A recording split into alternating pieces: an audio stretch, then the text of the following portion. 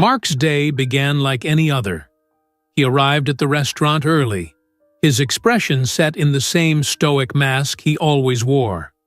The hustle of the kitchen, the clatter of dishes, and the low hum of conversation among the staff were familiar sounds that he took comfort in.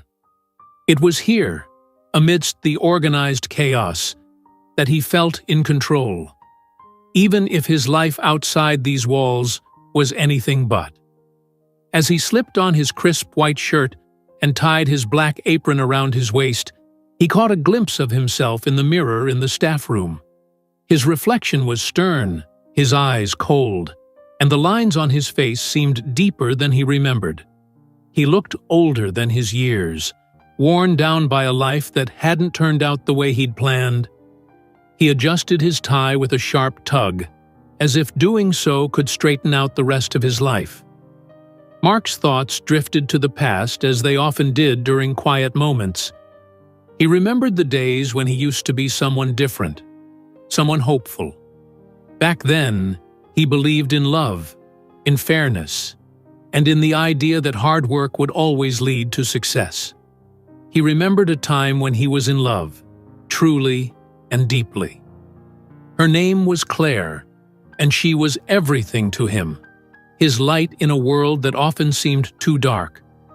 They'd made plans, talked about the future, and dreamed of a life together that was supposed to be perfect. But that was before it all fell apart. Claire had left him, not for another woman or a life of solitude, but for a black man. The news had shattered him, leaving a hole in his chest that no amount of time seemed to heal. Mark couldn't understand it. He was so certain that he'd given her everything she ever wanted. But in the end, it hadn't been enough. She chose someone else, someone he believed couldn't possibly deserve her. That feeling of betrayal festered inside him, turning his love into bitterness and his hope into anger. He remembered the moment he found out, how he'd come home to find a note on the kitchen counter.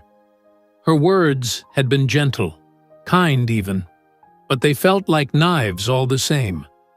She'd written about how it wasn't his fault, that she'd found herself in someone else, that they were too different now. And at the very end, almost like a twist of the knife, she mentioned the new man in her life. A man who was everything Mark wasn't. Her words played on repeat in his mind.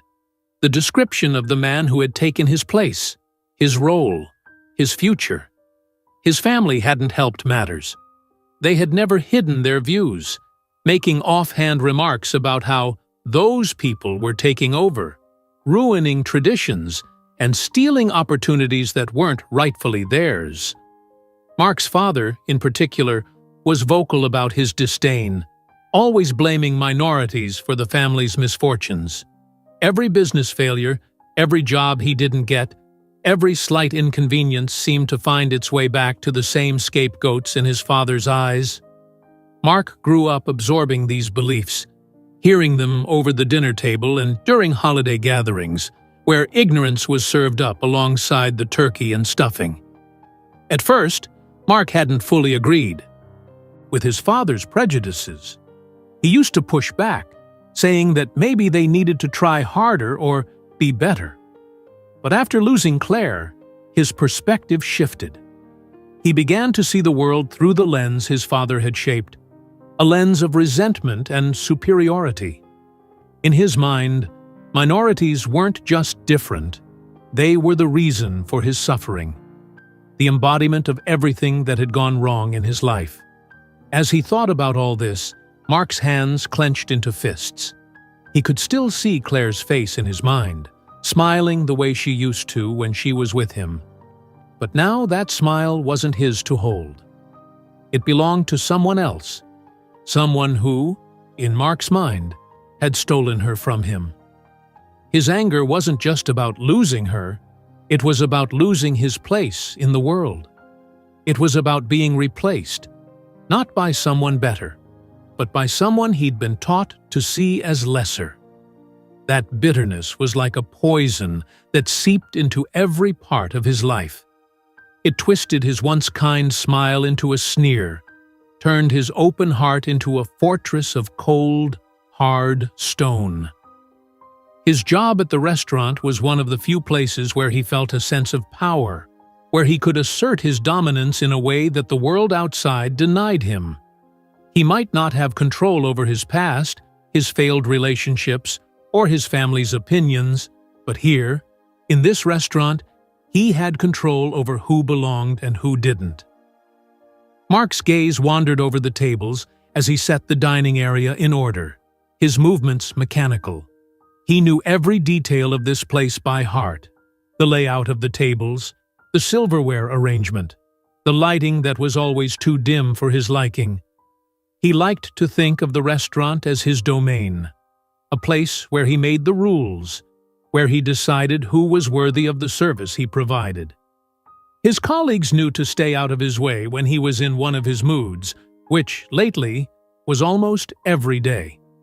His eyes narrowed as he thought about the customers he had dealt with over the years, the ones who came in with their smug smiles, expecting to be treated like royalty, demanding attention that he felt they didn't deserve. And then there were those he believed didn't belong at all. People who, in his mind, dared to step into a place that wasn't meant for them.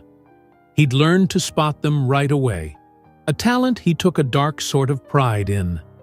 He told himself it wasn't racism. It was just standards, a matter of keeping things in order. But deep down, even he knew that was a lie he used to justify his behavior. The truth was uglier. He felt powerful when he looked down on others, especially people of color.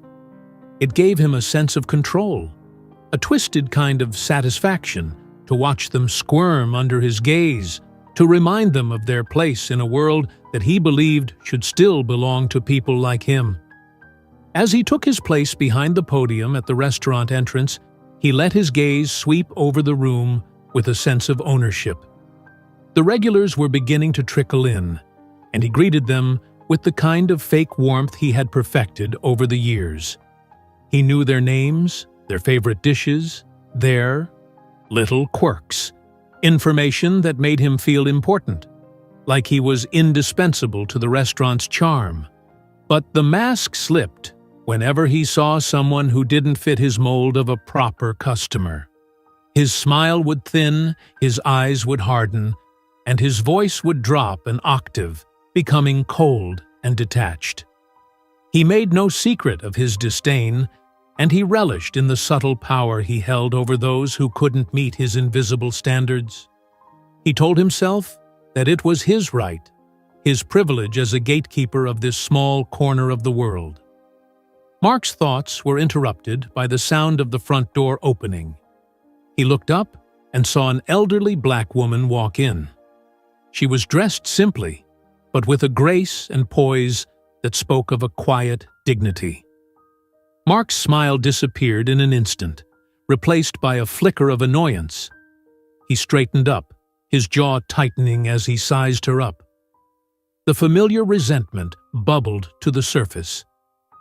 Here was another one, he thought. Another person who didn't belong, who had no right to step into his domain. His mind raced, already formulating a reason to confront her, to make her feel small, to take back the control he so desperately craved. He didn't care who she was or why she was here. All that mattered was that she represented everything he resented. Mark's lips curled into a thin smile, one that didn't reach his eyes, as he prepared to do what he did best: put her in her place. Evelyn stepped into the restaurant, her movements graceful and deliberate.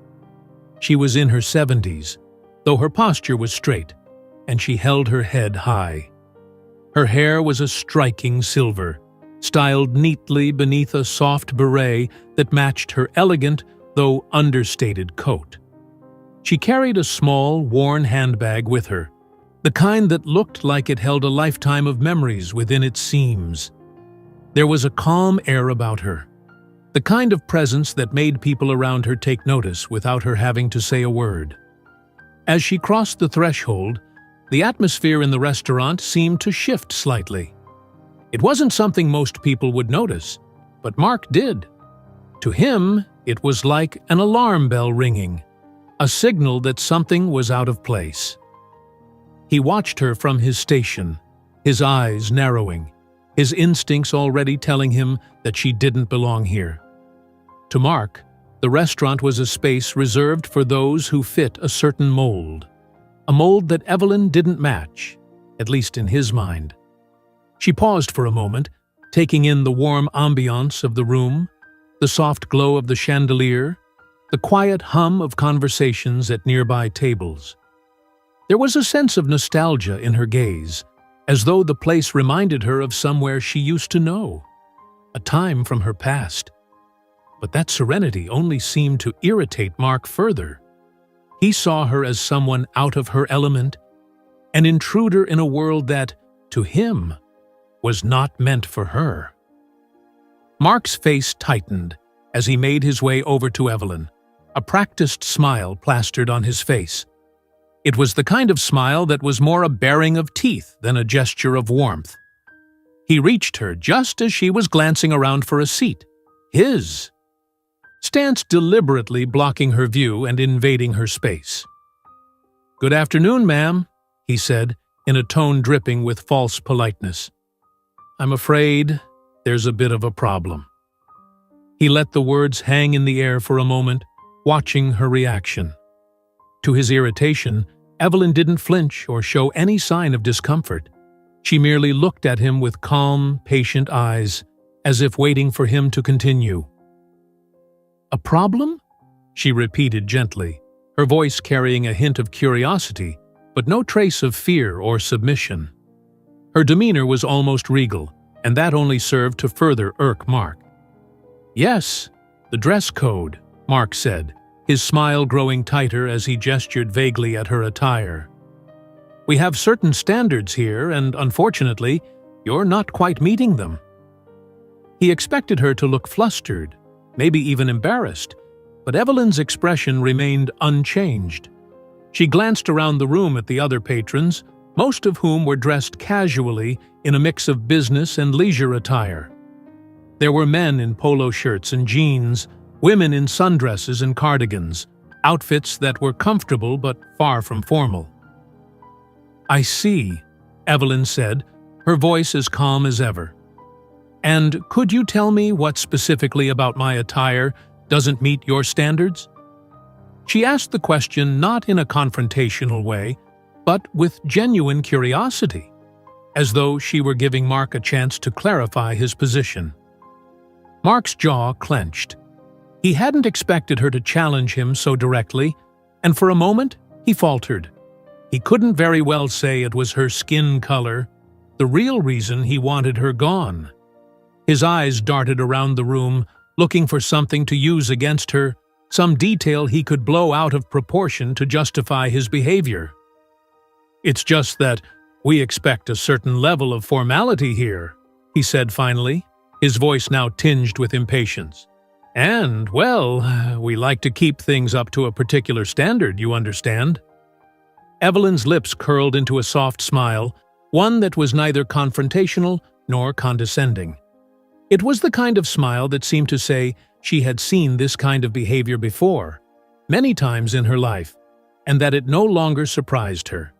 She nodded slightly, acknowledging his words without agreeing to them. "If my attire is an issue," she said, her tone still impossibly calm, "then perhaps I could speak to the manager or the owner about it." Mark's eyes narrowed, and his mask of civility began to slip. He could feel the eyes of a few nearby customers turning toward them, curious about the unfolding interaction. He didn't like this, didn't like being put in a position where he might be questioned or overruled. He prided himself on being the one in control, and this woman was making him feel small, powerless, even if she wasn't raising her voice or causing a scene. "There's no need to involve anyone else," Mark said, his voice growing more forceful. "I'm handling this situation just fine. I'm going to have to ask you to leave." Evelyn's expression didn't change. She remained serene, her eyes locked on his with a patience that unnerved him. There was something in her gaze, a kind of knowing that seemed to see right through him, straight to the core of his insecurities. It was as if she understood not just his words, but the pain and bitterness that lay beneath them, the years of anger that had turned him into the person he was now. "Are you sure about that?" she asked softly, her voice like a whisper of wind. There was no challenge in her tone, no hint of defiance, just a quiet question that seemed to echo louder than any shout. Mark's face flushed red, a mix of anger and embarrassment. He could feel control slipping from his grasp, and the more he tried to hold on to it, the more it seemed to elude him. The attention of the other diners was now fully on them, their murmured conversations fading into hushed whispers as they watched the scene unfold. Mark straightened his posture, drawing himself up to his full height, and said, "Yes, I'm sure. I'm asking you to leave. Now." He raised his voice slightly, letting the authority of his position fill the room. He hoped that by making a spectacle of it, he could reassert his dominance, that he could turn the situation into something that would make her back down, make her feel the sting of public humiliation. But Evelyn didn't move. She didn't shrink or retreat. She simply stood there, her eyes fixed on his, her face calm and composed. There was no fear, no anger, just a quiet dignity that made his words seem hollow in comparison. The more she held her ground, the more Mark felt like a child throwing a tantrum in front of an audience that could see right through him. "Perhaps you'd like to call the manager for me, then?" Evelyn suggested, her tone still polite, almost gentle, as if she were giving him one last chance to reconsider his approach. Mark's anger flared hotter. How dare she speak to him like that, so calm and composed, as if she were the one in control of this situation? How dare she make him feel like the small one, like he was the one out of place? He could feel the judgment of the other patrons, the weight of their eyes on him, and he hated it. He hated her for making him look like a fool. Before he could respond, he caught movement out of the corner of his eye. A figure was approaching them, walking with a purpose that immediately caught his attention. It was a young man, tall and well-dressed, with a calm expression that was at odds with the tension in the room. He walked with an air of authority, the kind that didn't need to be announced to be understood. "Excuse me," the young man said, his voice even and steady as he reached the pair. "Is there a problem here?" Mark turned to him, barely glancing at the newcomer. He assumed he was just another customer, perhaps someone looking to intervene or play the hero. In his mind, this was his territory, and no one, especially not some stranger, was going to undermine his authority. "No problem at all," Mark said, his voice dripping with condescension. "Just handling a situation with a customer who doesn't quite meet the standards of this establishment." He smiled, a smug expression that he directed at. The elderly woman, as if expecting the young man to nod in agreement, to back him up in this power play he was so desperately trying to win. But the young man said nothing, his eyes moving slowly from Mark to Evelyn and back again, as if he were weighing each word, each gesture, with a kind of quiet intensity. Evelyn simply stood there, her serene gaze never leaving Mark's face. There was something in her eyes now, a spark of knowing that seemed to say, "This is not over yet." Not by a long shot. And in that silent moment, as Mark's smile faltered just a fraction, the balance of power in the room began to shift in ways he was not yet aware of. The tension in the restaurant had reached a palpable peak. The air seemed to thicken, every eye now turned toward the scene between Mark, the old woman, and the young man who had just entered the fray.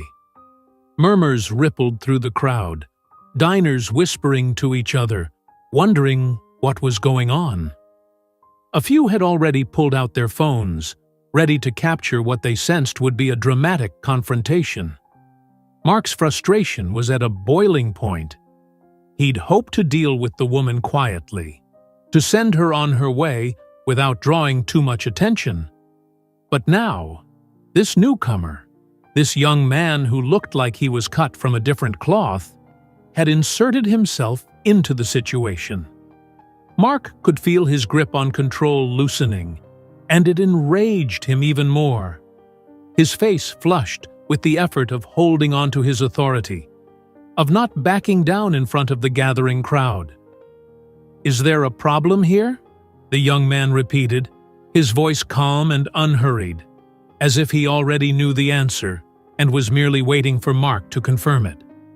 Mark sneered slightly, his smile a twisted attempt to mask his growing discomfort. He wasn't used to being challenged like this, especially not in front of an audience. He turned to the young man, sizing him up, dismissing him in the blink of an eye as someone who wasn't a threat, just another meddling guest. "No problem," Mark said, forcing a laugh that came out sounding more like a bark. "Just a minor issue with the dress code. Nothing to worry about. We have standards here, after all, and we have to maintain them." He emphasized the word standards with a little too much smugness, as though it were a weapon he could wield against anyone he deemed unworthy.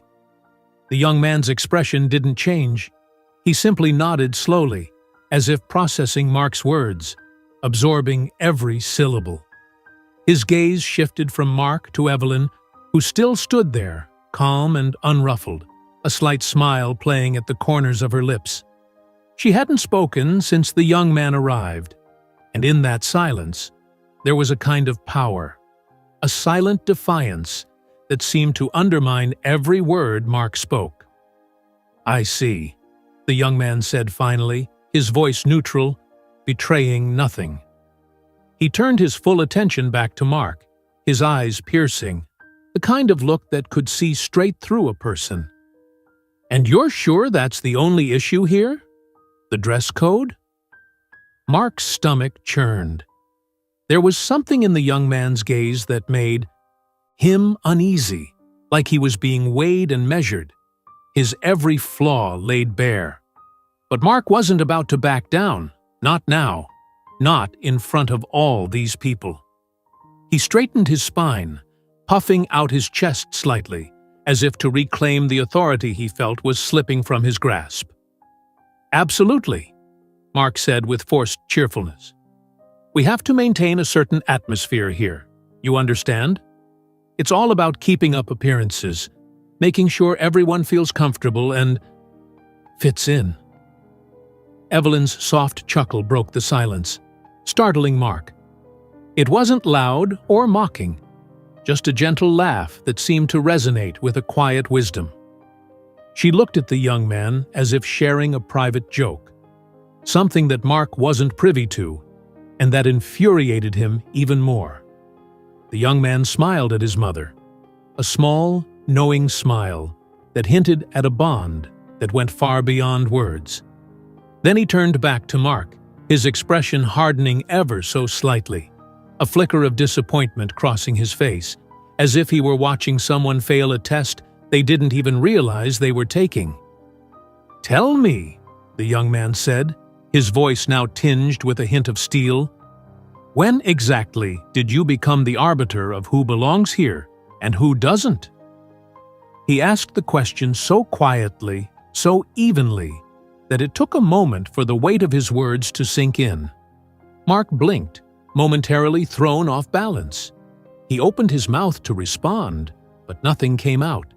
His mind was racing, searching for a retort, an excuse, anything that would allow him to regain control of the situation. But the young man's eyes were on him, steady and unwavering, and they seemed to hold a mirror up to Mark's soul, showing him the ugliness he tried so hard to hide. I'm just doing my job," Mark stammered finally, the confidence he'd tried so hard to maintain now slipping through his fingers. "I'm making sure that everyone here has a good experience. We don't want any disruptions or, any misunderstandings." The young man tilted his head slightly, as if contemplating Mark's response, and then let out a sigh that seemed to carry the weight of 1,000 disappointments. "I see," he said softly, almost to himself. He then turned to the rest of the restaurant, looking at the diners who were now openly watching the drama unfold. "I hope everyone here knows that this establishment prides itself on being a place of respect and dignity," the young man announced, his voice carrying across the room with a quiet authority. "We do not tolerate discrimination in any form, against anyone. Every person who walks through these doors deserves to be treated with kindness and fairness, no matter their background, no matter their appearance." As he spoke, the room fell completely silent. Every eye was on him, and the power of his words seemed to echo off the walls. Mark stood frozen, his face flushing a deep red as the realization began to dawn on him. This was not just another customer. This man was speaking with the authority of someone who had a say in how things were run around here. Mark's smug smile vanished entirely, replaced by clapping softly in support of his words. The entire restaurant seemed to shift in its energy, the collective mood now firmly behind the young man and his mother. Mark felt smaller than he had ever felt in his entire life, shrinking under the weight of his actions, his arrogance stripped away for all to see. The young man turned back to Mark, his eyes softening for just a moment. "You see, Mark, everyone has the capacity to grow, to learn, to become better than they were before, but only if they're willing to confront their own flaws and prejudices. The question now is, are you?" Mark opened his mouth to respond, but the words caught in his throat. He wasn't sure if he had an answer, or if he was even capable of finding one. All he knew was that this moment, this crushing realization, was the beginning of something he hadn't expected. His own journey toward understanding the darkness within himself. And whether he liked it or not, he was now face to face with the truth of who he really was. Mark stood there, feeling the weight of the young man's words pressing down on him like a heavy fog. His mind was racing, trying to grasp onto anything that could pull him out of this nightmare. But it was as if his thoughts were slipping through his fingers like sand. He couldn't believe he had just humiliated the mother of the restaurant's owner, right in front of everyone. How could he have been so blind, so arrogant? Daniel, the young man who had revealed himself as the owner, kept his gaze fixed on Mark.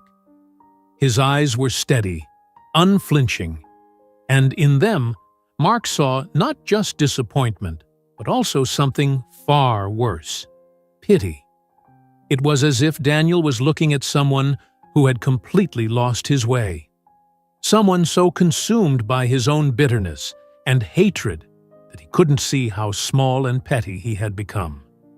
For a moment, Mark's instincts kicked in, and he tried to salvage the situation.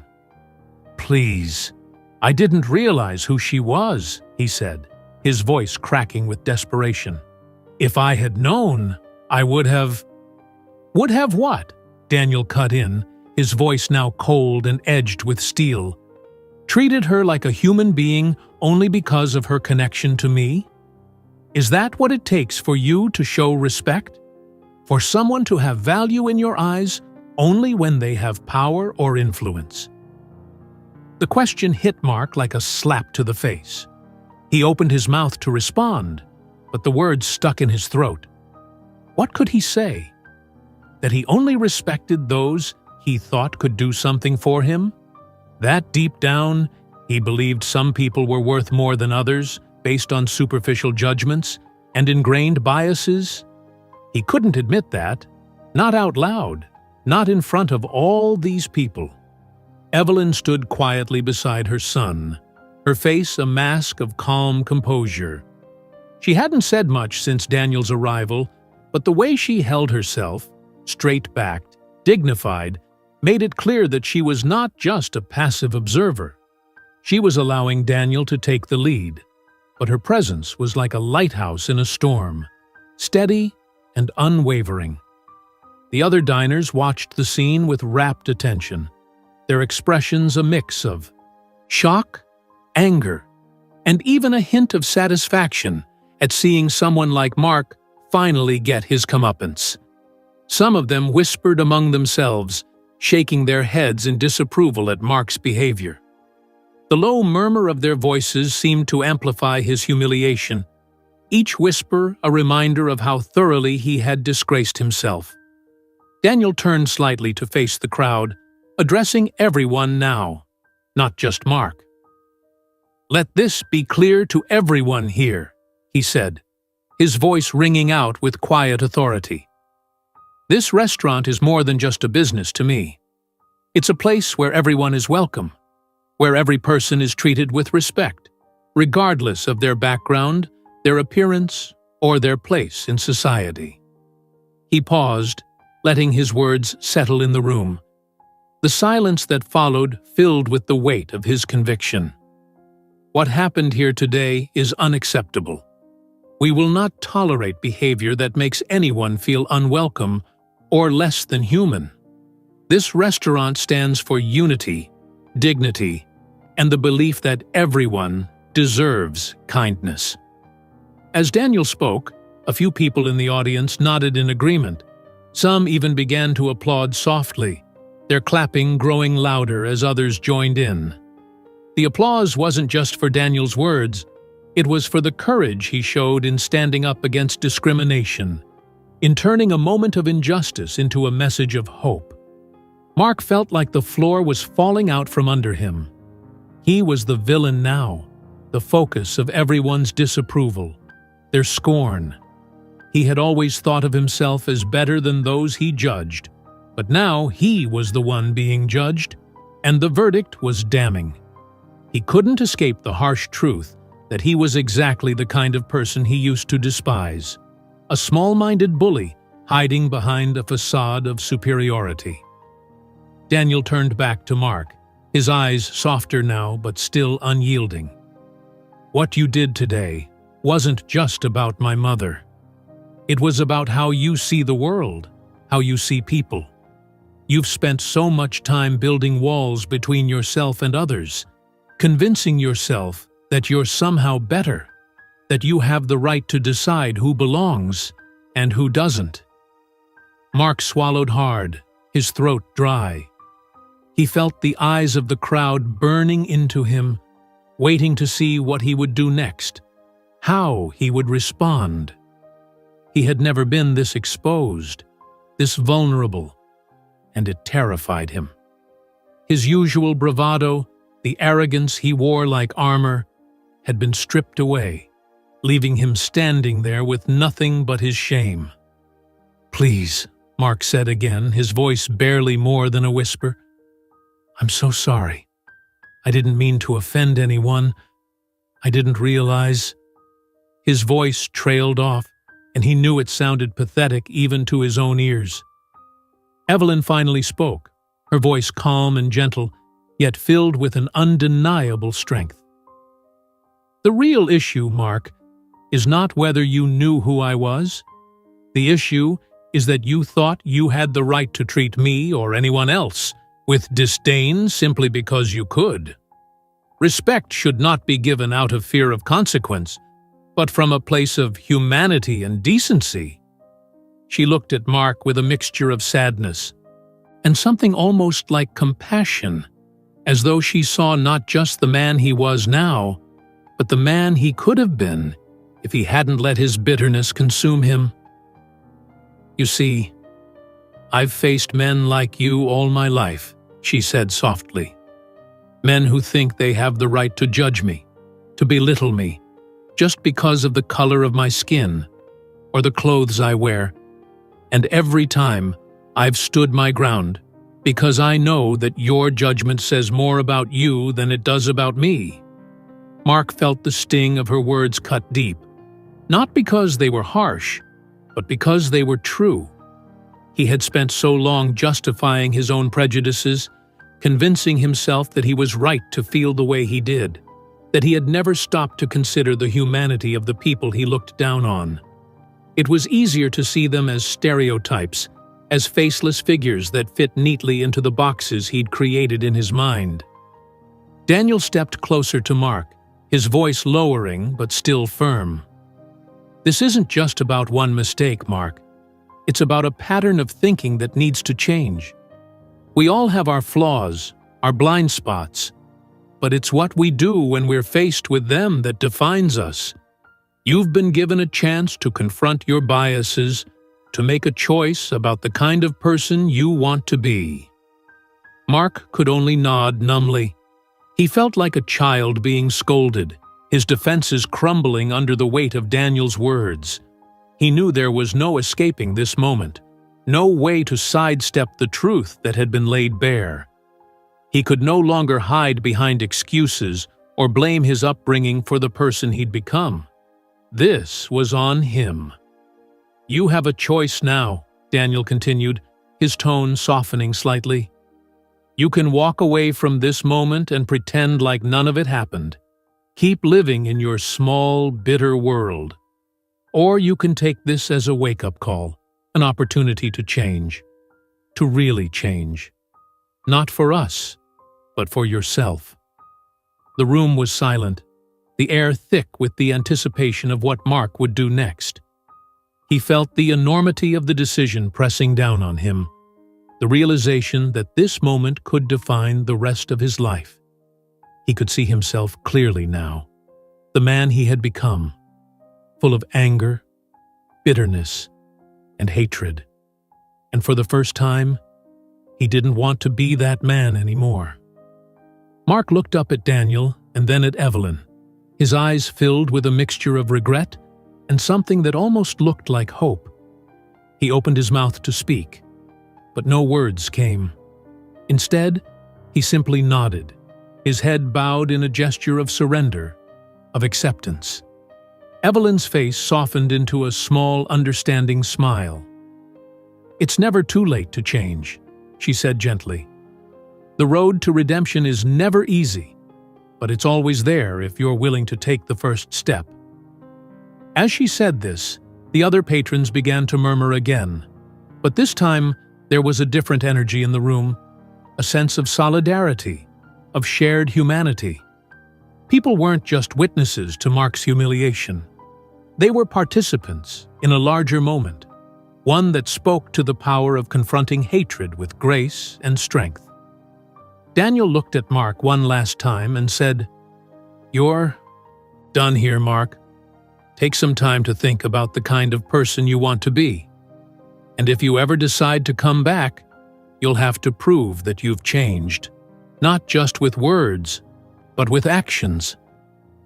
Mark felt his shoulders sag as the finality of those words hit him. He nodded once more, his face pale and drawn, and then, without another word, he turned and walked out of the restaurant. As he stepped into the cool air outside, he felt like he was leaving behind more than just a job. He was leaving behind the person he used to be, the bitterness that had defined him for so long. Inside, Daniel turned to his mother, who gave him a proud smile, her eyes glistening with unshed tears. "You did good, son," she said softly, squeezing his hand. Daniel smiled back, a hint of relief and gratitude in his eyes. "It wasn't just me, Mom," he said. "It was you. You stood your ground with grace, like you always have." Together, they stood in the center of the restaurant, surrounded by the people who had witnessed not just a confrontation, but a transformation. It wasn't just about a racist waiter and his mistake. It was about a community coming together to stand against prejudice, to affirm their belief in respect and dignity for all. And in that moment, Daniel knew that what had started as an ugly incident had transformed into something much more powerful. A catalyst for change, not just for Mark, but for everyone who had been there to witness it. Mark stood there, trembling slightly, his face a mask of humiliation and desperation. He could feel the judgment of everyone in the room like a physical weight pressing down on him. His mind raced, struggling to find the right words, something, anything, that would help him regain even a shred of dignity. He had been humiliated, stripped of his arrogance, and left utterly exposed. He couldn't believe that in a single moment, his entire world had been turned upside down. He turned to Evelyn, his voice shaky and thin, barely more than a whisper. "I'm sorry," he said, his words tumbling out in a rush. "I'm really, truly sorry. I didn't mean to disrespect you. I just didn't know who you were." Evelyn looked at him, her expression still calm, her eyes filled with a quiet depth that seemed to cut right through him. She didn't flinch or look away. Instead, she studied him, her gaze unwavering, as if she were looking at the sum of his character, seeing not just the man standing in front of her, but all the years of prejudice and bitterness that had led him to this moment. Mark's face burned under her gaze. He tried to hold eye contact but found he couldn't. His eyes dropped to the floor, shame coursing through him like a tide he couldn't hold back. He felt small, insignificant, as though he were a child being reprimanded by someone who had seen far more of life's trials and struggles than he ever would. His apology felt hollow, even to his own ears, and he knew that Evelyn could see right through it. "You say you're sorry," Evelyn said, her voice soft but clear, cutting through the silence in the room. "But are you? Sorry because you see the wrong in your actions? Or are you sorry because you've been exposed?" Her words hung in the air like a challenge, and Mark knew that this was not just about his behavior today. It was about all the choices he had made, all the times he had let his bitterness guide his actions, the prejudice he'd allowed to fester within him like a poison. He opened his mouth to speak, but no words came. What could he say to that? How could he possibly answer in a way that would sound genuine when even he doubted his own sincerity? The silence stretched uncomfortably, and the eyes of the restaurant patrons bore into him, their judgment heavy and unrelenting. He felt their scorn like daggers, each one a reminder of how thoroughly he had failed. He had been a fool, blinded by his own narrow-mindedness, and now everyone knew it. He wanted to sink into the floor, to disappear, to escape the eyes that saw him for who he really was. "You don't have to answer right now," Evelyn continued, her voice unwavering. "Because the truth is, words mean very little when they're not backed by action. An apology is only the first step. It's what you do next that truly matters." Evelyn's words struck Mark like a blow to the chest, leaving him breathless. He had always thought of apologies as a way to smooth things over, to get past uncomfortable situations as quickly as possible. But this was different. Evelyn wasn't just asking for a few words. She was asking for a change. A real, fundamental change in the way he saw the world, the way he treated people. Mark looked up at her then, his eyes pleading, desperate to find some sign of forgiveness, or at least some pathway to redemption. But what he saw in Evelyn's eyes wasn't anger or hatred. It was disappointment, the kind of disappointment that cut deeper than any insult ever could. She didn't see him as a monster, but worse, as someone who had the potential to be better, but had chosen not to be. "Ma'am," Mark said, his voice cracking under the strain of his emotions, "I know I've messed up. I know I've been awful. I don't know what else to say." "Then say nothing," Evelyn replied, her voice softening but still holding that unshakable strength. Because sometimes, silence is the beginning of understanding. Silence means you're listening. It means you're willing to hear what you haven't been willing to hear before. Mark nodded, swallowing hard, his throat tight with emotion. He felt like he was on the verge of tears, the weight of his own failures pressing down on him with a force that was almost unbearable. This wasn't just about losing his job. It was about losing the image he had of himself, the delusion that he was somehow better than the people he judged. Daniel watched his mother and Mark in silence, his expression unreadable. He knew this moment was critical, not just for Mark, but for everyone watching. It was a test of character, of whether Mark could rise above his own flaws, or whether he would sink back into the bitterness that had ruled his life for so long. "You see, Mark," Daniel said, stepping forward, his tone gentle yet firm. "You've already taken the first step by admitting you were wrong, but that's just the beginning. Real change takes time. It takes commitment, and most of all, it takes humility." Mark looked at Daniel, his face a picture of raw vulnerability. "I'm willing to try," he said, his voice barely more than a whisper. "I don't know if I can change, but I want to try." Daniel gave a small nod, a hint of something like empathy crossing his features. "That's all anyone can ask," he said. "But understand this. If you're really serious about changing, it's not going to be easy. It's not going to be comfortable. You'll have to face parts of yourself that you've spent your whole life running from." Mark felt those words settle over him like a heavy cloak. He knew Daniel was right. He knew that facing his own prejudice, his own bitterness, would be the hardest thing he had ever done. But he also knew that if he didn't try, if he didn't take this opportunity to change, he would be trapped in this cycle of hate and anger forever. He turned back to Evelyn, his eyes filled with a sincerity he hadn't known he was capable of. "Thank you," he said, his voice trembling. "I don't know if I deserve your kindness, but thank you for giving me this chance." Evelyn's face softened into a gentle smile, a smile that seemed to hold a lifetime of wisdom and compassion. "We all have the capacity for kindness, Mark," she said softly. "Even you. But it's up to you to choose it, every single day." As she said those words, the room seemed to breathe again, the tension that had filled the air beginning to dissolve.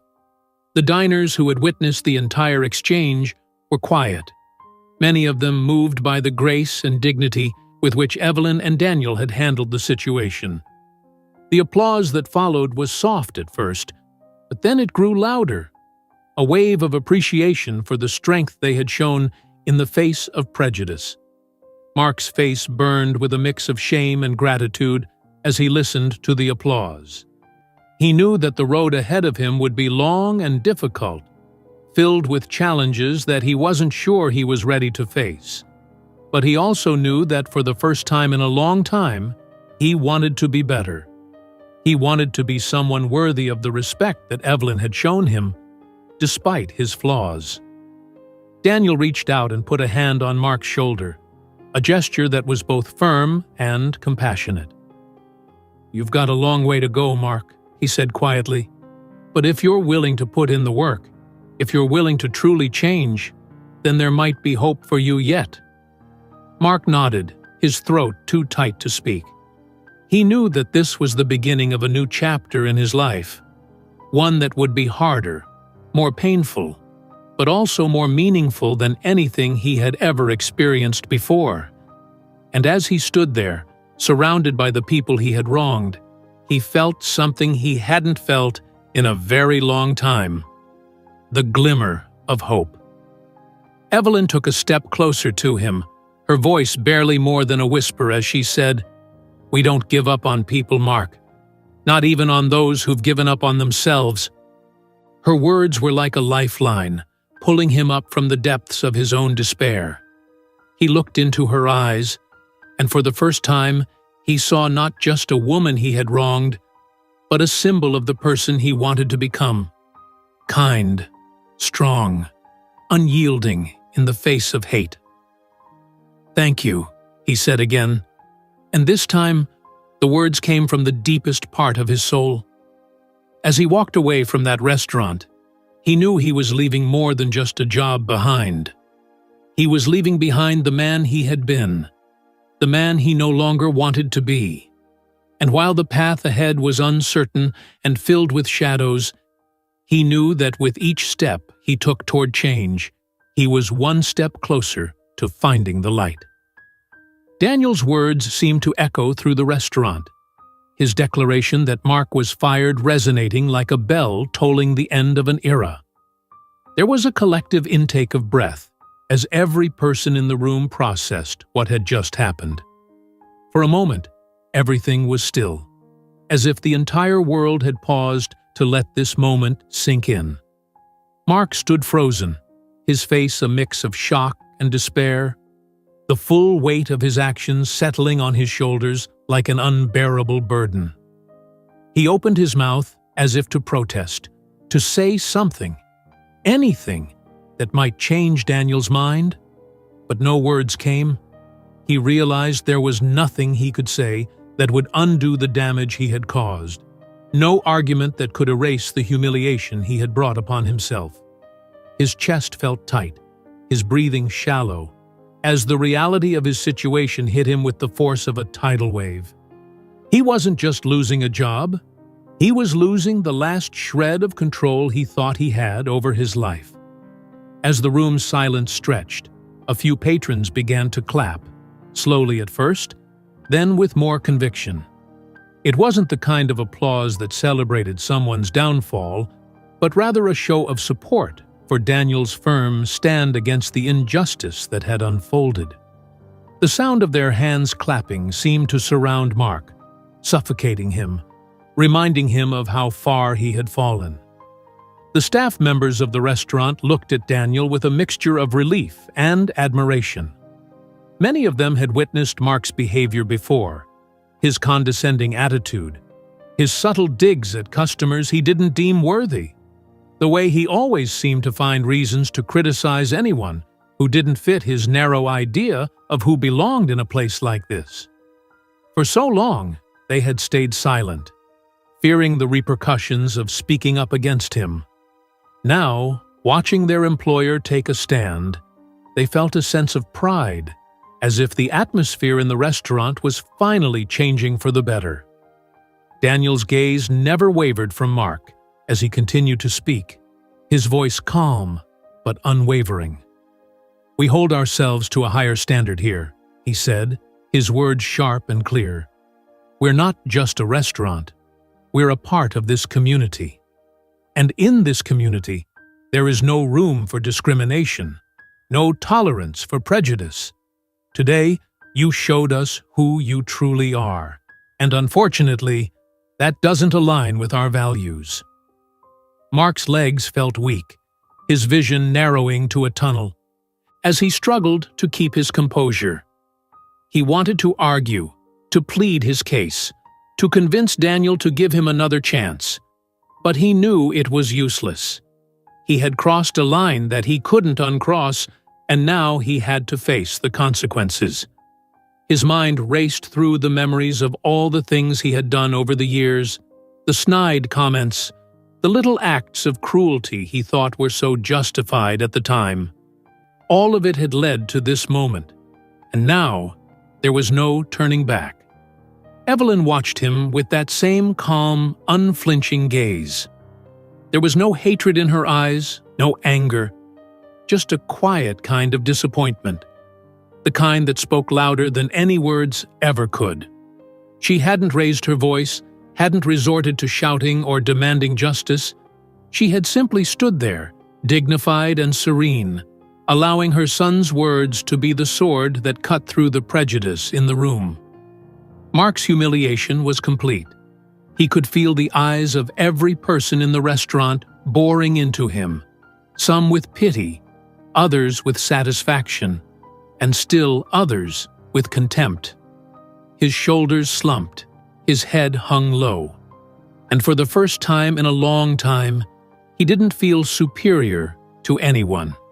He felt like the smallest, most insignificant person in the world, exposed for what he truly was.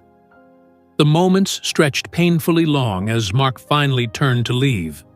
His steps were slow, reluctant, like a condemned man walking toward his execution. The door to the outside world seemed miles away, the distance growing with every step he took. The murmurs of the crowd followed him, their voices a mix of sympathy and disdain, and he knew that he had become a spectacle, a cautionary tale about what happens when you let your hatred consume you. As he reached the door, he heard Daniel's voice one last time, calm but laced with a finality that made Mark's heart sink even deeper. "Mark!" Daniel called out, stopping him in his tracks. "Change is a choice. Redemption is earned. If you ever decide to come back here, it won't be as the person you are now. It'll be as someone who has taken a long, hard look in the mirror and decided to become better. Until then, you're not welcome here." Mark didn't turn around. He couldn't bear to look at Daniel, or at Evelyn, or at the faces of the people who had watched him fall so spectacularly from grace. He pushed the door open, the cold air from outside hitting him like a slap in the face, and he stepped out into the street, his world suddenly much smaller and infinitely colder. Inside the restaurant, the mood shifted, a collective exhalation as the tension finally broke. Daniel turned to his mother, who reached out and took his hand, her touch light but firm, a silent show of support. "You did well, son," she said softly, her voice filled with pride. "You stood up for what's right, and that's all that matters." Daniel gave her a small smile, a flicker of relief passing over his face. "I couldn't have done it without you, Mom," he said. "You showed so much grace, so much strength. I'm proud to be your son." Evelyn squeezed his hand, her eyes shining with a quiet joy. "And I'm proud of you, Daniel. Not just for standing up to Mark, but for believing that even people like him have the potential to change." One of the other staff members, a young woman named Sophie, approached Daniel hesitantly. "Thank you for doing that," she said, her voice a little shaky. "I think I speak for all of us when I say that we've all seen Mark's behavior for a long time. We just never thought anyone would actually do something about it." Daniel nodded, a serious expression on his face.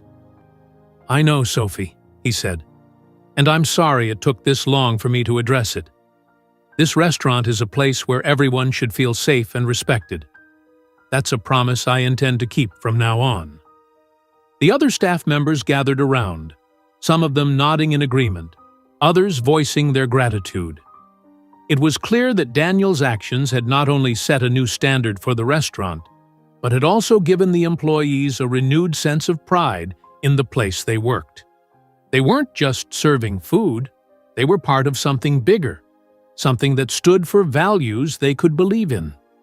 As the customers settled back into their seats, many of them still buzzing with conversation about what had just transpired, Daniel looked around the room, a thoughtful expression on his face. He knew that today's incident was just the beginning.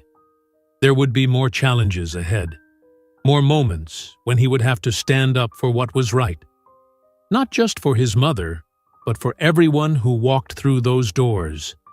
He made a silent vow to himself, right then and there, that his restaurant would always be a place where everyone was treated with kindness and dignity.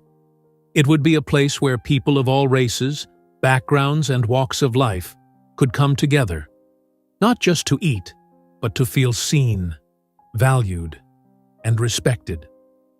Daniel turned to Evelyn, a soft smile spreading across his face. "How about a toast?" he suggested, his eyes twinkling with a hint of mischief. "To new beginnings, to standing up against hate, and to the most graceful woman I know." Evelyn laughed, a warm, genuine sound that seemed to fill the entire restaurant with light. "To new beginnings," she said, lifting her water glass with a steady hand. "And to love being stronger than hate." As they clinked their glasses together, the sound was echoed by the other diners, who joined in the toast, raising their glasses high in a show of solidarity. The clinking of glasses, the smiles shared across the room, it was a moment of unity, of a community coming together in support of what was right. And in that instant, the restaurant felt different, almost sacred, as if it had been blessed with the promise of a brighter, more inclusive future. It wasn't just a place to eat anymore, it was a place where change had begun, where people had stood up against prejudice and declared, together, that they would not be divided by ignorance and hate. Outside, Mark stood alone on the sidewalk, staring down at his reflection in a puddle at his feet. The man staring back at him looked different somehow. Older, wearier, stripped of the bravado that had once defined him. He knew that he was at a crossroads, that this moment was his chance to decide who he was going to be from now on. He took a deep breath, the cold air filling his lungs, and made a silent promise to himself. He didn't know how, and he didn't know when, but he was going to find a way to become someone better. Someone who didn't need to tear others down to feel powerful. He was going to earn his way back to the man he once hoped he could be. For the first time in a long time, Mark felt the stirrings of something he thought he had lost forever. Hope. Word of the incident spread like wildfire. The moment Mark was fired and humiliated in front of the entire restaurant quickly became the talk of the town. Within hours, the story was all over social media. Video clips of the confrontation flooded Instagram, Twitter, and TikTok, captured by customers who had been there, their phones poised to record the unfolding drama. The hashtag #StandUpToHate started trending as people across the world reacted to the video, praising Daniel's courage and integrity for standing up against discrimination in his own establishment. Comments poured in from every corner of the globe. Strangers from different countries, from different walks of life, chimed in with their own experiences of facing prejudice and discrimination. They applauded Daniel not just for defending his mother, but for using his platform to make a powerful statement against racism. The story struck a chord with so many who had felt powerless in the face of similar situations. They saw in Daniel someone who had used his voice, his authority, to take a stand and say, "No more." As the video went viral, major news outlets picked up the story. Headlines appeared on websites and TV news channels. Restaurant owner fires racist waiter in powerful confrontation. Mother and son duo stand against discrimination in viral video. And Bine, grace and dignity, triumph over prejudice. Interviews with Daniel and Evelyn were requested by journalists who wanted to hear their side of the story, to learn more about what had motivated them to handle the situation the way they had. Daniel and Evelyn sat down for a few of these interviews, their story now reaching audiences far beyond the confines of their local community. In each interview, Daniel emphasized that his actions weren't about revenge or anger, but about doing what was right. He spoke about the importance of creating spaces where everyone, regardless of their race or background, could feel safe, valued, and respected. His message was clear. Discrimination had no place in his restaurant or in the world at large. Evelyn, for her part, spoke about the power of grace in the face of adversity. She told stories from her own life, of the times she had faced racism with dignity and composure, refusing to let hatred make her bitter or resentful. "Hate doesn't heal wounds," she said during one interview. "Only love, understanding, and compassion can do that. It's easy to lash out, to meet anger with anger. But real strength lies in the ability to stay calm and kind, even when the world gives you every reason not to. The response from the public was overwhelming. Messages of support poured in from people of all ages and backgrounds.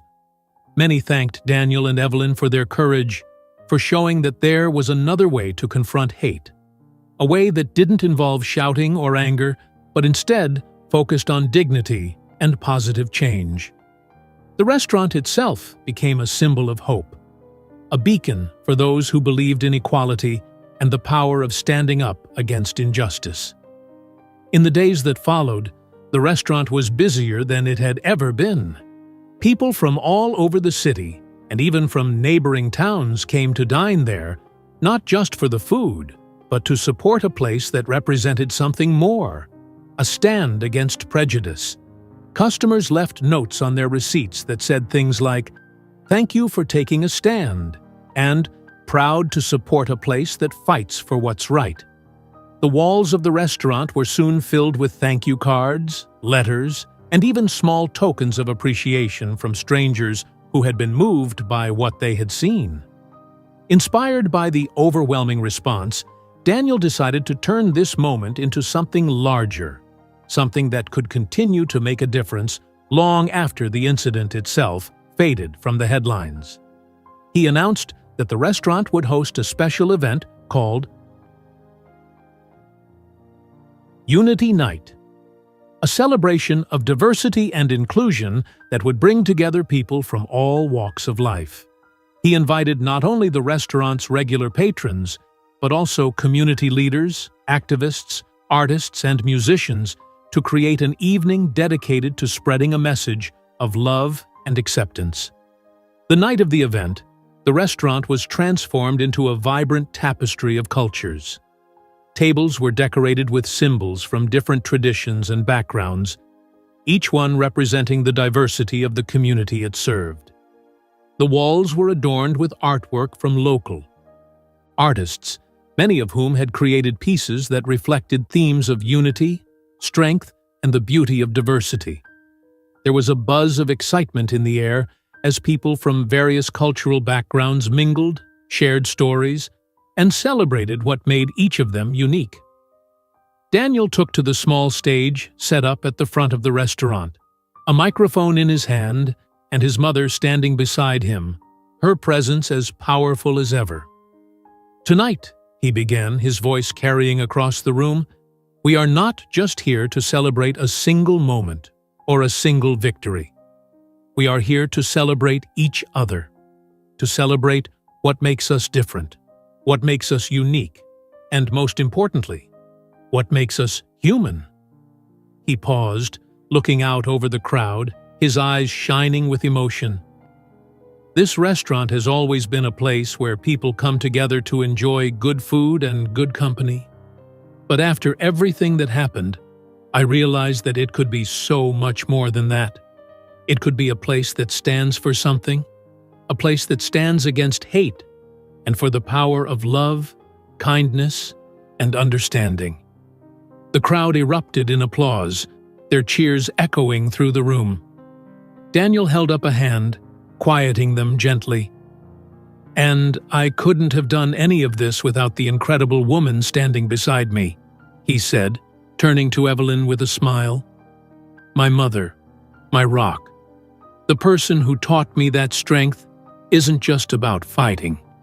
It's about having the courage to stand with grace and dignity, no matter what life throws at you." Evelyn looked out at the crowd, her eyes glistening with tears of pride and joy.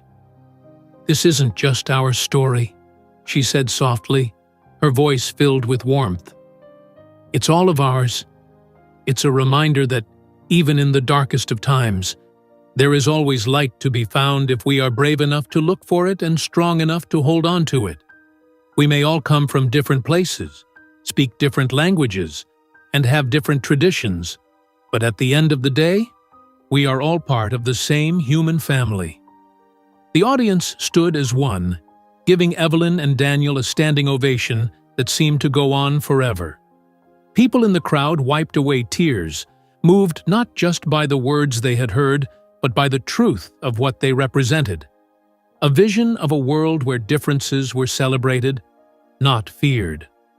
After the speeches, the night continued with music, dance, and a feast that brought together dishes from all around the world, symbolizing the rich tapestry of cultures represented in the community.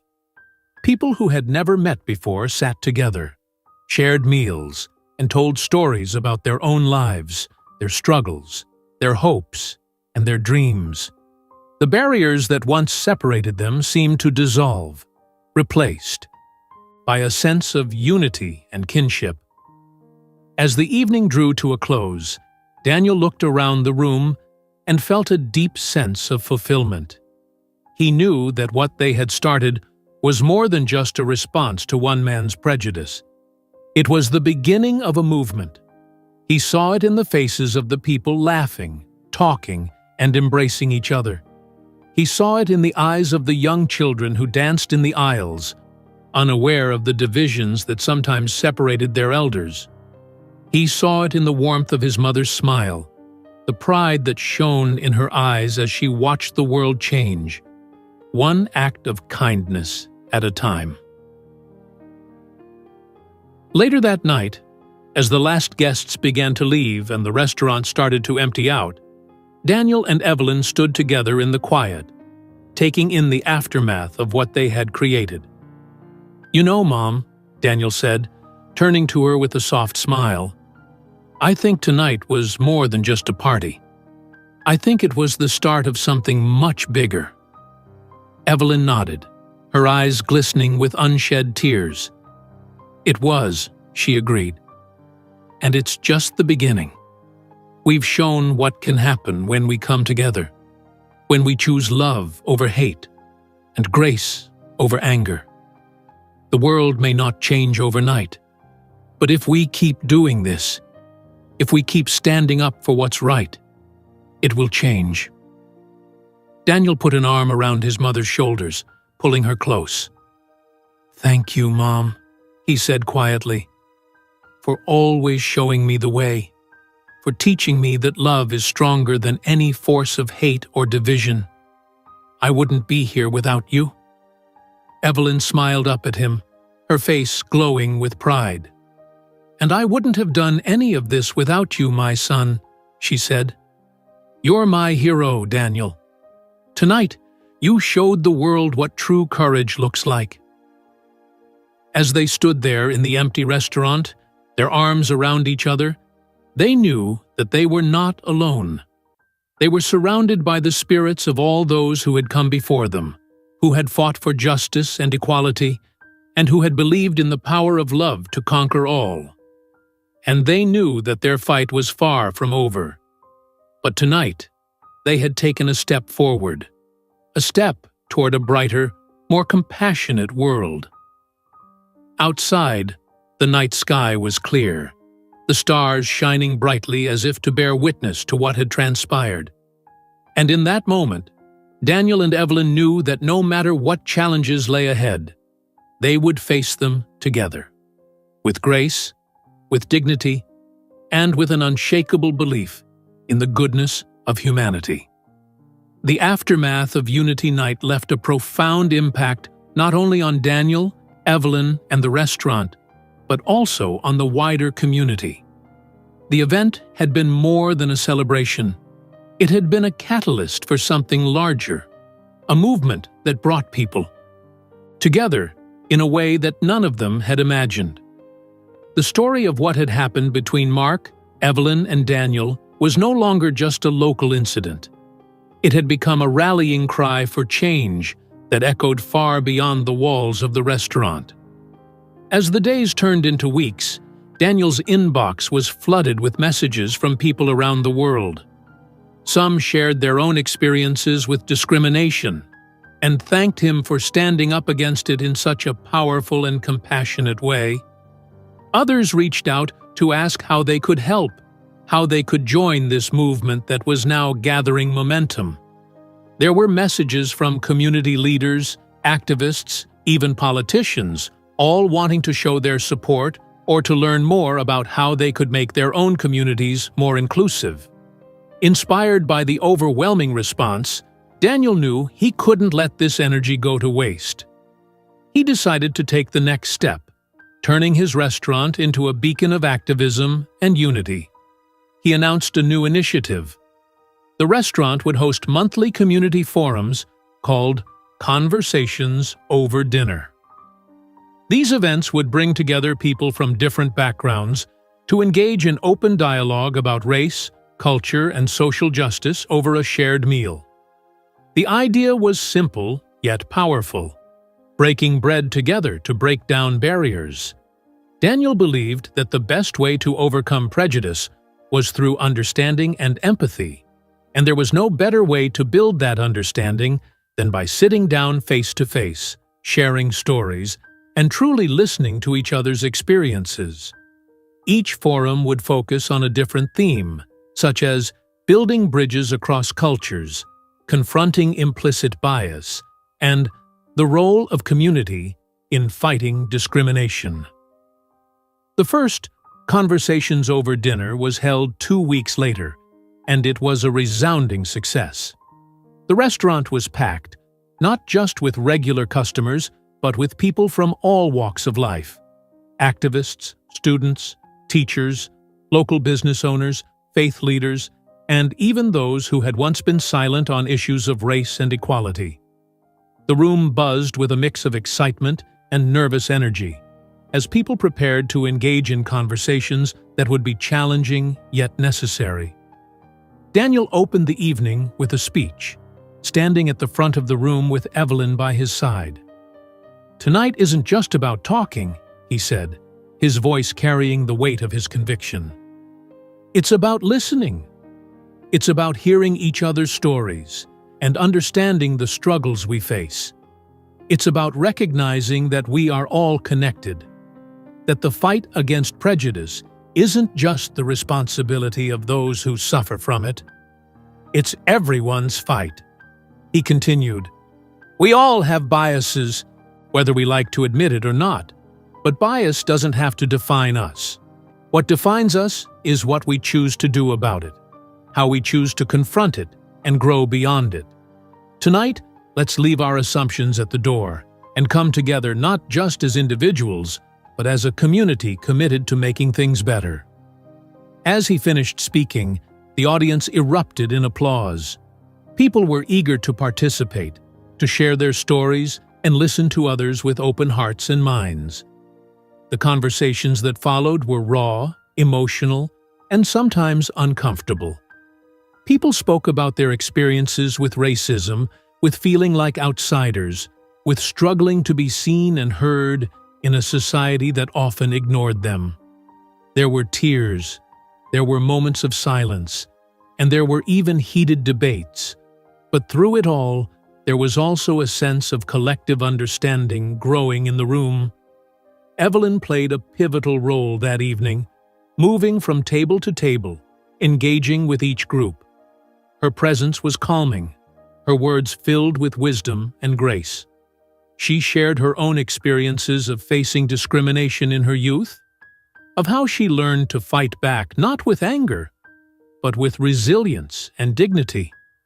She spoke of the power of forgiveness, not as a way to excuse the wrongs done to her, but as a way to free herself from the chains of bitterness.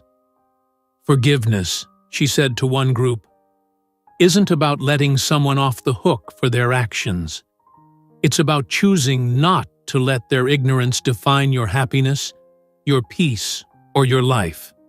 It's about taking back control from those who try to hurt you." By the end of the night, something had shifted.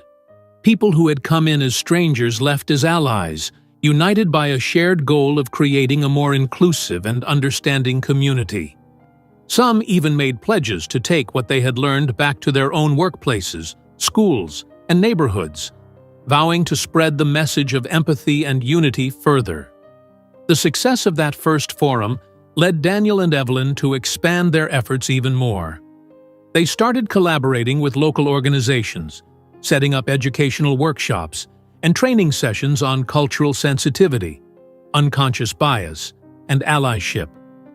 The restaurant became more than just a place to eat. It was now a hub for activism, a place where people came not only to enjoy a meal, but to be part of something bigger. The restaurant's staff also underwent training to better handle situations involving discrimination or harassment.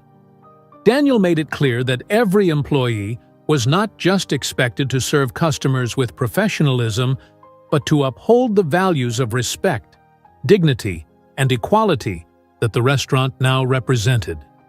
They adopted a zero-tolerance policy for any kind of hate speech or discriminatory behavior, not just from staff, but also from customers. Meanwhile, the online community that had formed around Daniel and Evelyn's story continued to grow. A social media campaign called Stand Together was launched, encouraging people to share their own stories of overcoming prejudice or taking a stand against injustice. The hashtag was used by thousands of people across the globe, each post adding a piece to the larger narrative of what was happening. A movement of individuals who believed that love and understanding could truly change the world. Daniel and Evelyn were invited to speak at schools, community centers, and even corporate events, where they shared their story and the lessons they had learned. They talked about the importance of confronting bias with empathy, of challenging hate with grace, and of the power of forgiveness.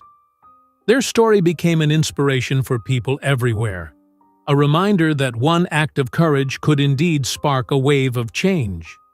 One of the most touching moments came when a letter arrived at the restaurant. It was from Mark, the former waiter, written in shaky handwriting. The letter was a heartfelt apology, one that acknowledged not only the pain he had caused Evelyn, but also the darkness he had allowed to grow inside himself for so many years. He wrote about how he had sought therapy and started attending diversity training sessions to confront his own prejudices and insecurities. He admitted that he was far from perfect, that he was still a work in progress, but he thanked Daniel and Evelyn for opening his eyes to the possibility of change. "I realize now," Mark wrote, "that it wasn't just about losing my job or facing public humiliation. It was about losing the person I had become, someone I didn't want to be anymore.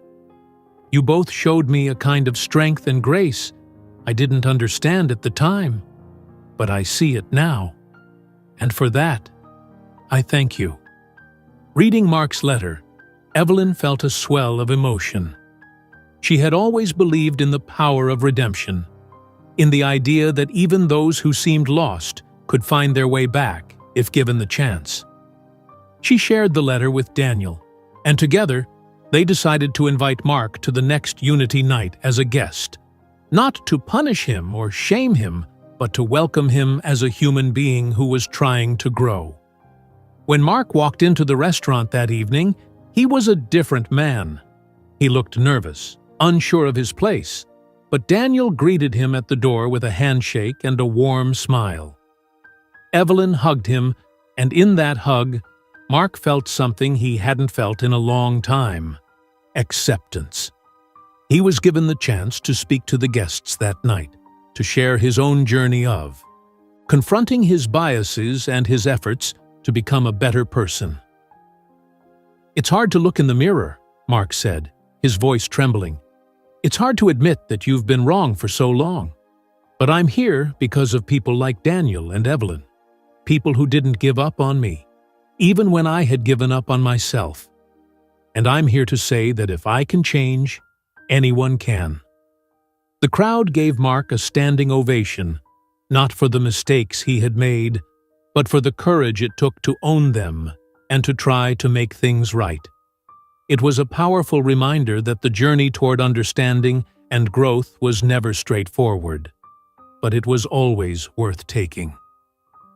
As Daniel and Evelyn watched the evening unfold, they knew that their restaurant had truly become more than just a business. It had become a living, breathing testament to the power of community, to the belief that even the most hardened hearts could soften in the light of compassion and empathy. And they knew that as long as there were people willing to stand up for what was right, the fight against hate was one they would never have to face alone. They held hands as they stood together, looking out at the sea of faces that had come together in their little corner of the world. And in that moment, they knew they had created not just a restaurant, but a movement, one that would continue to grow, to inspire, and to change lives, one conversation at a time. Months had passed since that fateful day when Mark was exposed for his prejudice, fired from his job, and humiliated in front of a crowd of witnesses. The incident, which had started as a moment of ugliness, had since grown into a story of transformation and hope, impacting lives far beyond the walls of the restaurant. But the ripples of that day had also reached Mark, driving him into a journey he never expected to take, a journey of self-reflection and, ultimately, redemption.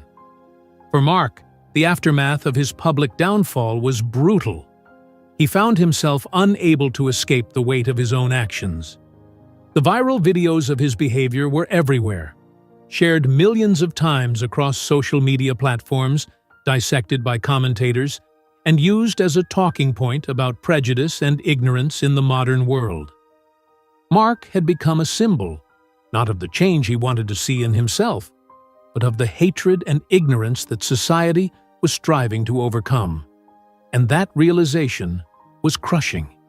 He felt isolated, alone, and utterly lost. Doors that once seemed open to him slammed shut. He was turned away from job after job, his face too recognizable, his name too tarnished to escape the reputation he'd earned. Even his old friends began to distance themselves, uncomfortable with his notoriety and unwilling to be associated with the man he had revealed himself to be. He was left with nothing but his own regrets, his own guilt, and the cold, hard truth that he had no one to blame but himself. Desperate for a lifeline, Mark did something he had never thought he would do. He reached out for help. He sought out therapy, something he once scoffed at as unnecessary and weak. He began attending sessions with a counselor who specialized in dealing with anger management and unconscious bias. The first few sessions were painful, grueling even. Mark was forced to confront parts of himself that he'd hidden away, buried under layers of bitterness and resentment. He talked about his past, about how his father's worldview had shaped his own, how growing up in a household filled with prejudice had twisted his perceptions of people who didn't look like him. He spoke about his failed relationship, how the betrayal of his partner leaving him for a black man had not just hurt his pride, but shattered his sense of self-worth. It was easier, he realized, to blame others, to project his pain onto people he'd never met, than to deal with the truth of his own insecurities and failures. The therapy sessions were difficult, but they were also eye-opening. For the first time, Mark was forced to look beyond his own pain and see the world through the eyes of the people he had wronged. He learned about the history of racial prejudice, the systemic inequalities that people of color had to endure, and how his own behavior contributed to a much larger problem. He began to understand that his actions weren't just isolated moments of cruelty. They were part of a pattern that reinforced societal divides and hurt real people. As the months went by, Mark continued his journey of self-education. He read books and articles on racism, watched documentaries, and attended workshops on diversity and inclusion. He learned about implicit bias and how deeply ingrained prejudices could influence thoughts and behaviors, even when someone was not consciously aware of them. He forced himself to ask the hard questions. Why had he felt superior to others? Why had he seen kindness as a weakness? Why had he let hate dictate his actions for so long? One evening, Mark sat alone in his small apartment, staring at his reflection in the mirror. He looked different. Older, yes, but also more vulnerable, more human. He could see the scars of his past, the bitterness that had once contorted his features, slowly being replaced by something else: humility. For the first time, he saw not the victim he'd always imagined himself to be, but the architect of his own misery. And that realization, as painful as it was also liberating. It was then that Mark decided to write the letter to Daniel and Evelyn, the one that took him days to complete. He wanted to find the right words, not to justify his actions, but to sincerely apologize. He wrote about his past, his struggles, and his slow realization that he had been wrong in so many ways. He admitted his fears, his insecurities, and how they had twisted into the hate that consumed him. He thanked them for not retaliating with anger or humiliation, but instead showing him the power of grace and forgiveness. When Evelyn received the letter, she read it carefully, her eyes softening with each word. She could see the struggle in Mark's words, the vulnerability he had allowed himself to show. It wasn't perfect, and it wasn't a plea for absolution. It was a raw, honest attempt to take responsibility for the man he had been, and a vow to become something better. Evelyn shared the letter with Daniel, and as they sat together in the quiet of the evening, they both felt the stirrings of hope. They knew that change wasn't easy, that it didn't happen overnight, and that it wasn't always a straight path. But they also knew that this letter was a step in the right direction, a small, tentative step toward redemption. Daniel and Evelyn decided to take a chance on Mark. They invited him to the next Unity Night, not as a penance, but as a symbol of their belief in the power of change. They wanted Mark to share his story, not to humiliate him, but to give him a platform to show others that transformation was possible, that no one was beyond redemption if they were willing to do the work. When Mark walked into the restaurant on that night, he felt a mixture of fear and gratitude. He was nervous, more so than he had ever been in his life. He knew he was walking into a room filled with people who had seen him at his worst, who knew him for his flaws, his mistakes. But as he looked around, he also saw faces that were willing to give him a second chance, faces that believed in the possibility of forgiveness. Daniel welcomed Mark with a handshake and a warm smile, and Evelyn pulled him into a hug that nearly brought him to tears. He hadn't expected that, hadn't expected to be embraced by the very people he had wronged. He felt a lump in his throat as he stood on that stage, looking out at the crowd, and began to speak.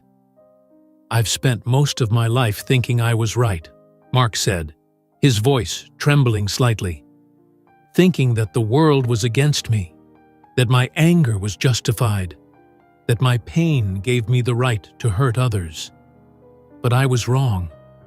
I was so wrong, and I'm ashamed of the man I used to be."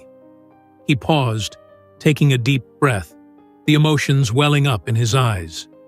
"When I looked in the mirror, I didn't like the person I saw. I didn't like the bitterness that defined me, the hate that drove my actions. But most of all, I didn't like that I had become the kind of person who made other people feel small just to feel powerful." Mark spoke about his therapy, about the work he was doing to unlearn his prejudices and face his insecurities. He talked about how hard it was to admit that he needed help, to break down the walls of his own ignorance, and to start seeing people for who they really were. "I'm not there yet," he admitted.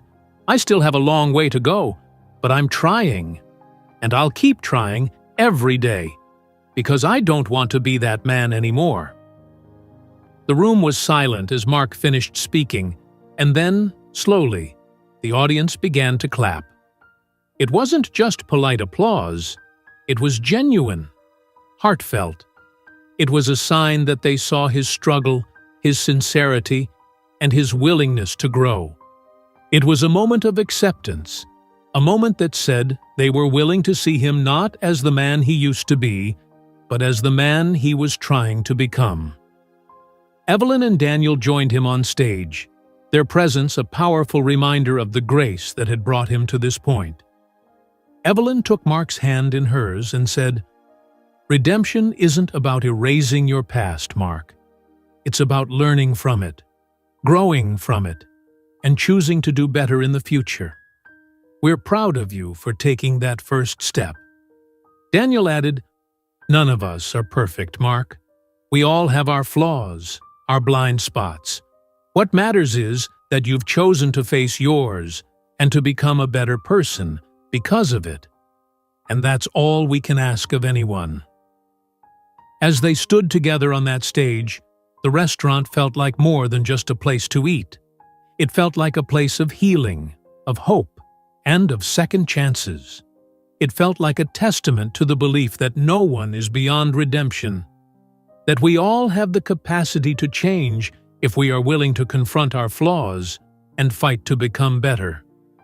And for Mark, that moment wasn't the end of his journey, but the beginning. He knew that he had a lifetime of work ahead of him, a lifetime of choices to make and challenges to face. But he also knew that he was no longer alone in that journey. He had the support of a community that believed in him, the guidance of people like Daniel and Evelyn, and, most importantly, he had faith in his own ability to change. As the night drew to a close, Mark stepped off the stage, his heart lighter than it had been in years. He felt a hand on his shoulder and turned to see Daniel smiling at him. "Welcome to the family," Daniel said simply. And in those words, Mark felt the acceptance he had longed for, the forgiveness he hadn't dared to hope for. And as he looked around the room, at the faces of people who had once judged him and now saw him in a different light, he realized that he had found something more than redemption. He had found a chance to rewrite his story, to be the man he always knew he could be, but was too afraid to become.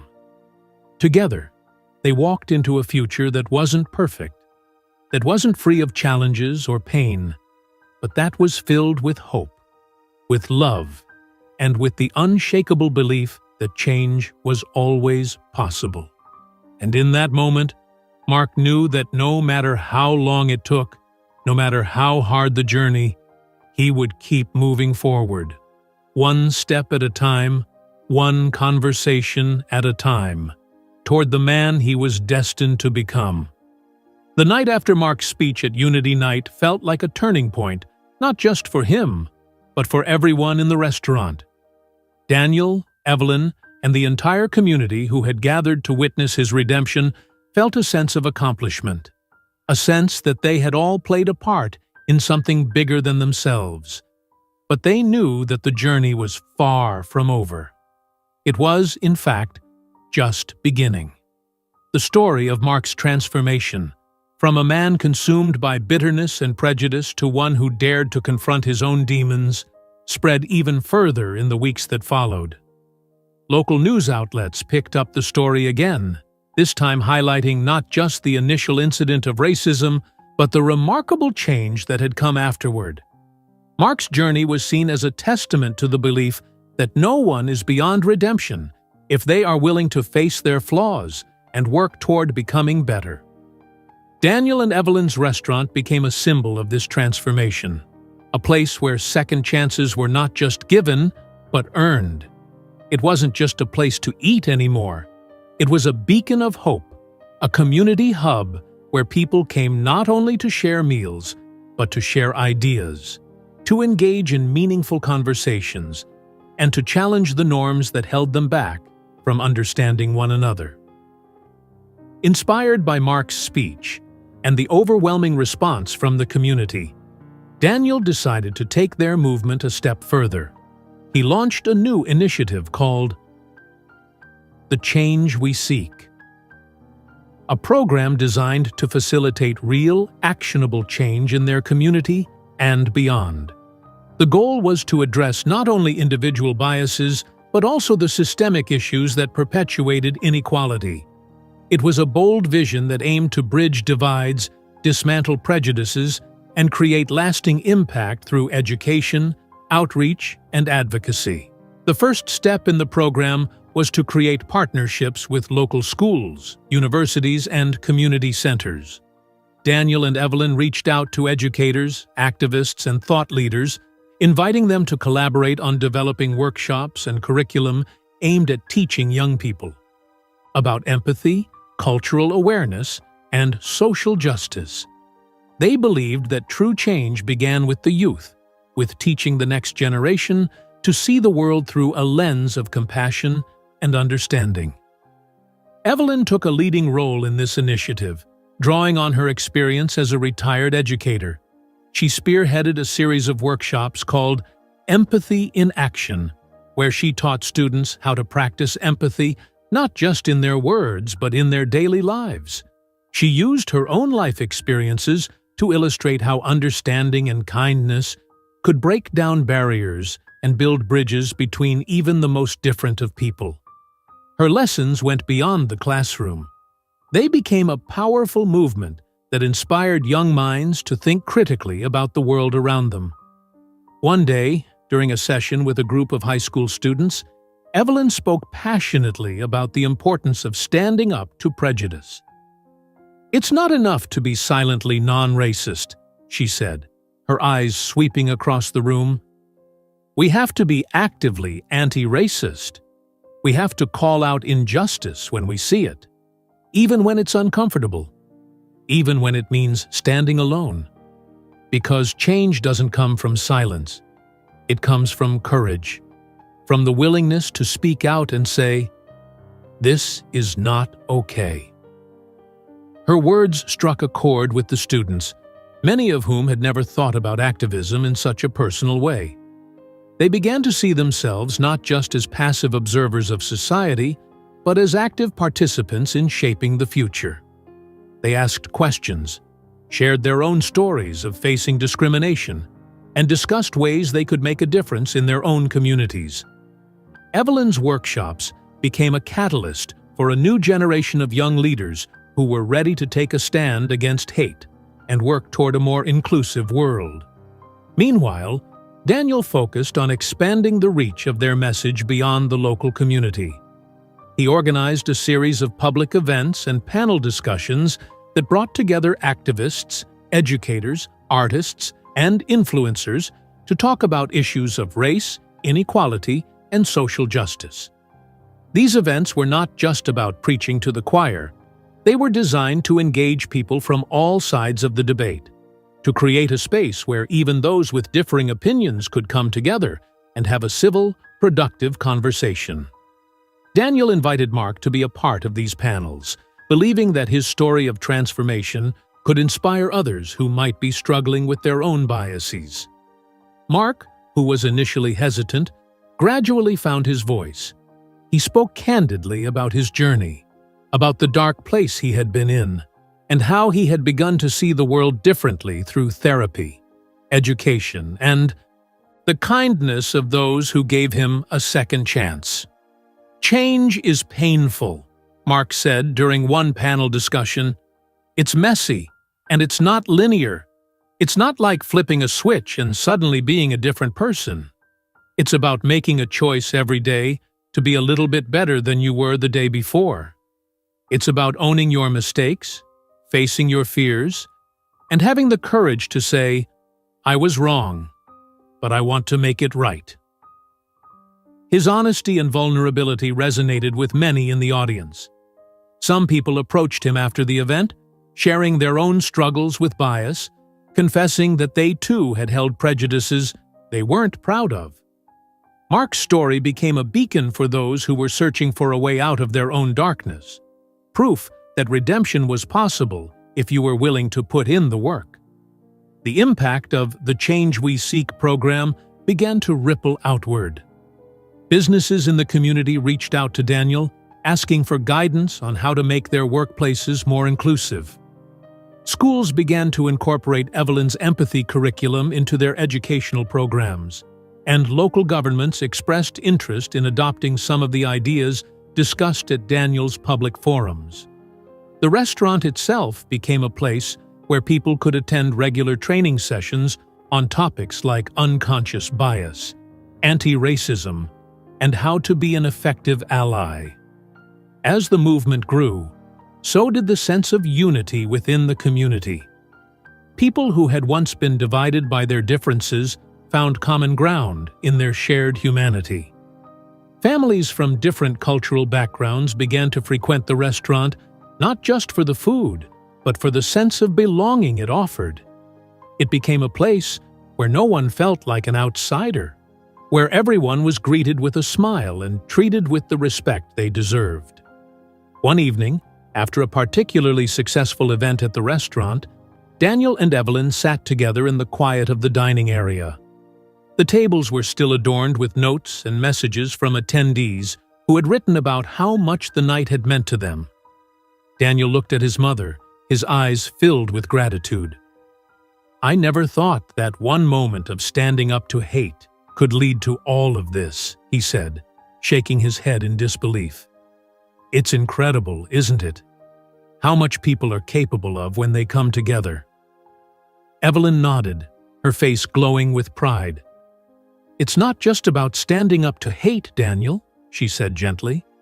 "It's about creating a space where love and understanding can flourish, where people are given the tools to see each other not as enemies, but as allies. You've built that here, my son. You've given people hope." Daniel took her hand in his eyes misting over with emotion. "None of this would have happened without you, Mom," he said softly. "You're the one who taught me that strength isn't just about fighting back. It's about knowing when to forgive, when to reach out a hand instead of turning your back." Evelyn squeezed his hand, a tear slipping down her cheek. "And you, Daniel, taught me that forgiveness doesn't mean giving up on justice. It means believing that people can change if you give them the chance, if you give them the support they need to become better." As they sat there, holding hands, they knew that the work they were doing was far from over. They knew that the fight against hate and prejudice was a long one, that there would always be challenges and setbacks. But they also knew that they were not alone in that fight. They had a community behind them, a movement that was growing stronger every day, a world that was beginning to change one heart at a time. And as they looked out at the empty tables, imagining the conversations that would take place there in the days to come, they felt a profound sense of hope. Hope that the seeds they had planted would continue to grow, that the lives they had touched would go on to touch even more lives, creating a chain reaction of kindness, empathy, and understanding that would ripple out into the world. In that moment, they made a silent vow to each other, to keep fighting, to keep believing, to never give up on the possibility of change. They knew that as long as there were people willing to stand up for what was right, to challenge their own beliefs, to reach out a hand instead of raising a fist, the world would always have a chance to become a better place. The restaurant, now known throughout the city and beyond as the place where change began, would continue to serve not just meals, but hope. It would continue to be a place where stories were shared, where differences were celebrated, and where every person who walked through its doors was treated as family. And as Daniel and Evelyn stood up to turn off the lights and lock up for the night, they both knew that what they had started was not just a moment. It was a movement that would live on in every person who chose to confront hate with grace, to challenge ignorance with understanding, and to meet darkness with light. Together, they walked into the night, knowing that their journey was far from over, but that they would never walk it alone. They would continue to fight for a world where love was stronger than hate, where justice was a given, and where every single soul had a place at the table. And they would do it not just for themselves, but for everyone who believed that even the smallest act of kindness could change the world. He